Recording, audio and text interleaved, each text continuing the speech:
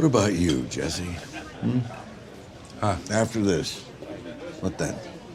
Welcome to Watch Mojo, and today we're looking at the Breaking Bad cast and where are they now? Did you not plan for this contingency? No.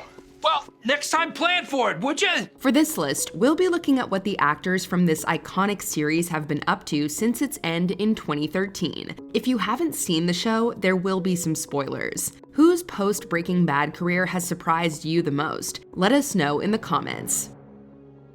Laura Frazier.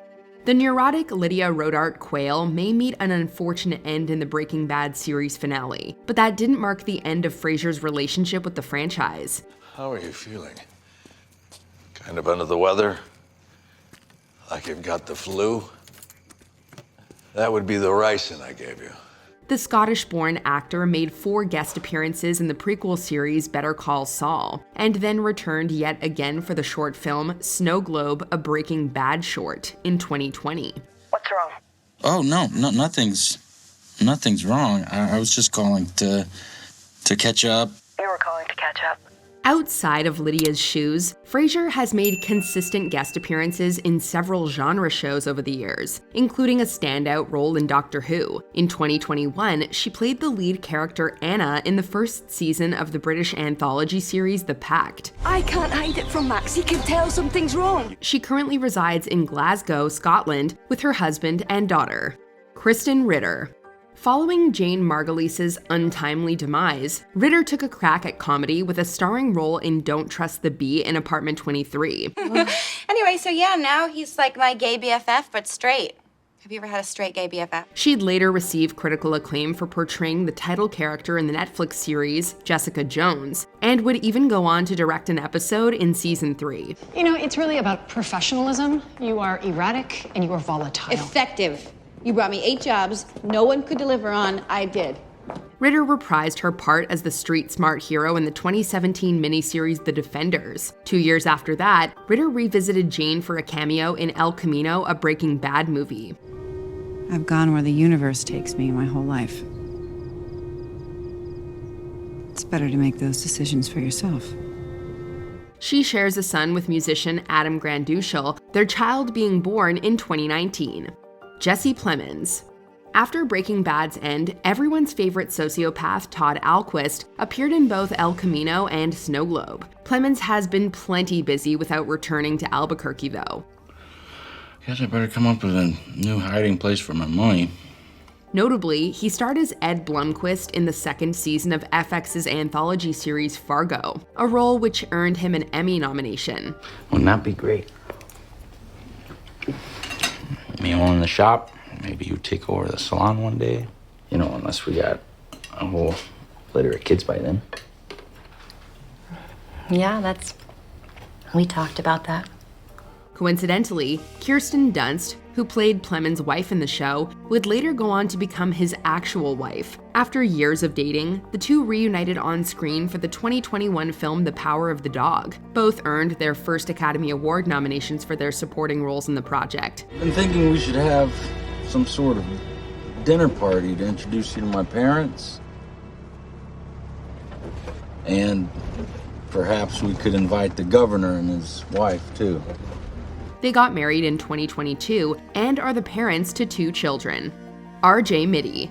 Much like his character Walter Jr., actor R.J. Mitte has cerebral palsy. His authentic performance on Breaking Bad earned him a spot as a spokesman for performers with disabilities in the Screen Actors Guild. You asshole! Why are you still alive? Why don't you just die already? Just die! Later, he would be brought on as a presenter for the 2016 Summer Paralympics. He was even at one point named a celebrity ambassador for the nonprofit organization United Cerebral Palsy. When you take something away from a warrior, they just sharpen their tool somewhere else and they just build and build and build and... Yeah, he's certainly been busy. Outside of his activism, Mitte has continued popping up in film and television in guest or recurring roles. In 2021, he starred in and executive produced Triumph, a film based on the true story of a teen with cerebral palsy who wants to join the school wrestling team. So far, Mitte's career has not slowed yet. Is it gonna get worse?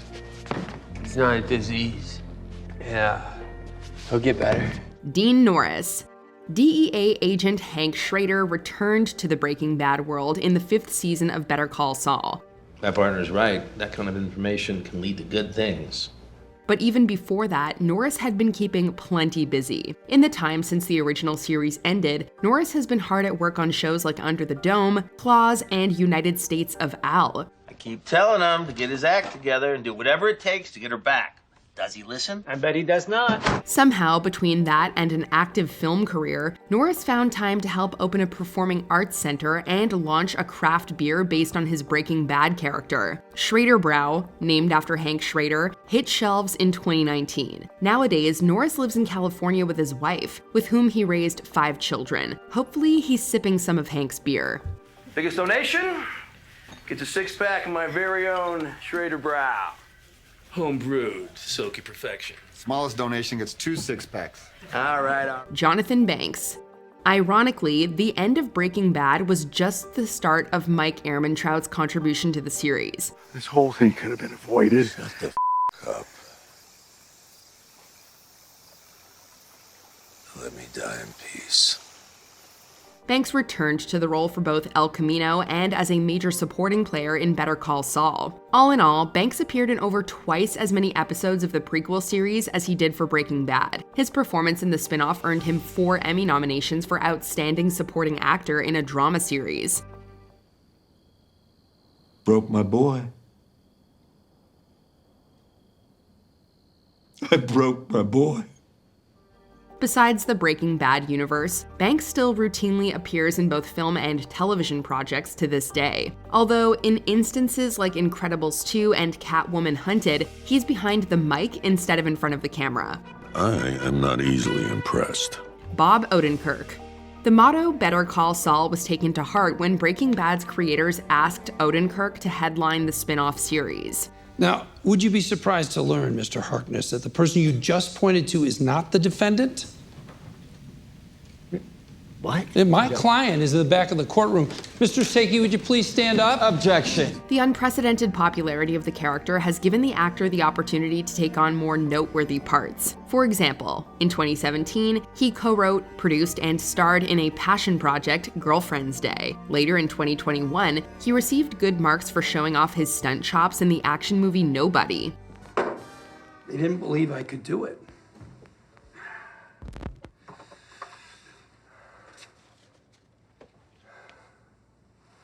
I gave it my all.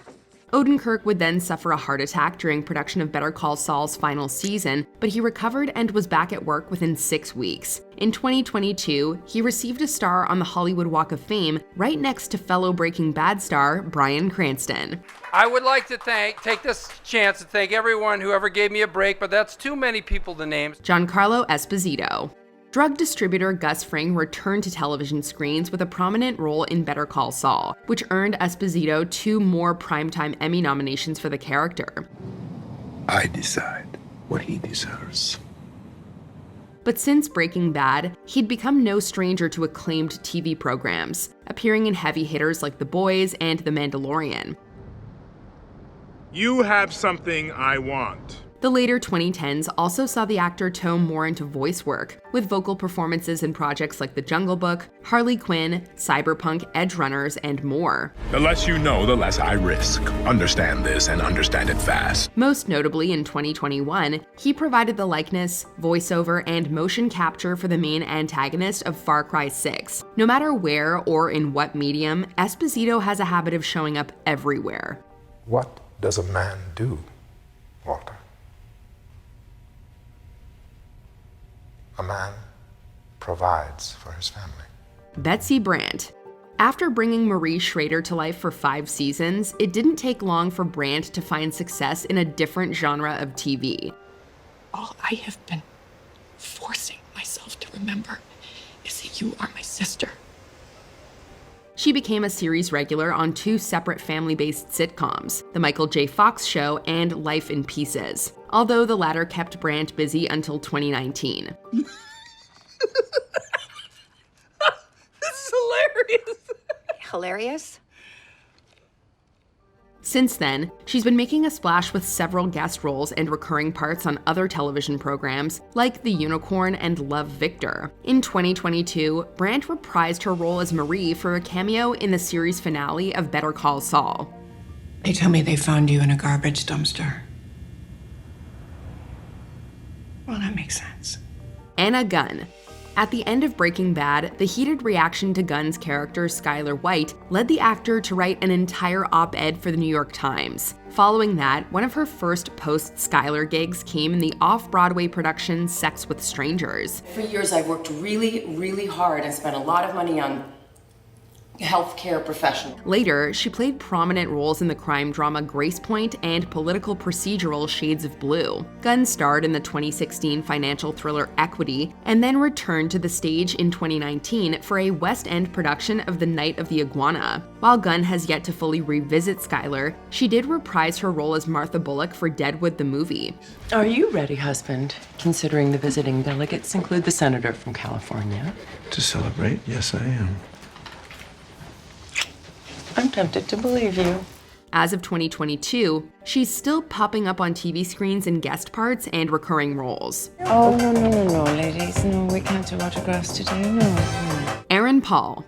Jesse didn't stay away from Breaking Bad for very long. After the main series conclusion, Paul returned to the character for El Camino, and as a special guest star in the final season of Better Call Saul. This guy, Goodman, see the real deal? Paul quickly transitioned from Breaking Bad to blockbusters in 2014 with films like Need for Speed and Exodus: Gods and Kings. Move out! Afterwards, he returned to episodic work with series regular gigs on BoJack Horseman and The Path, both of which he also produced. Later, he recurred on HBO's Westworld and appeared as a framed convict in the Apple TV series Truth Be Told. You leave it, or I can make your life miserable in here. Not if I killed you. In 2018, Paul and his wife welcomed their first child, who then got a brother in 2022. Before we continue, be sure to subscribe to our channel and ring the bell to get notified about our latest videos. You have the option to be notified for occasional videos or all of them. If you're on your phone, make sure you go into your settings and switch on notifications. Bryan Cranston. Walter White's journey may be over, but Cranston is clearly just getting started. We're done when I say we're done. Near the end of Breaking Bad's run, he played major roles in Best Picture winner Argo and the blockbuster Godzilla. I'm gonna find the truth and end this, whatever it takes. That's just the start, though. Since then, he's won 2 Tony Awards, earned his production company a deal with Warner Brothers Television, and co-created a couple of series. But despite all that, Cranston still made time to return to Walter White for cameos in El Camino and the final season of Better Call Saul. Am I gonna be sorry if I ask what's going on? I'm putting a stop to it. Stop to what? To what?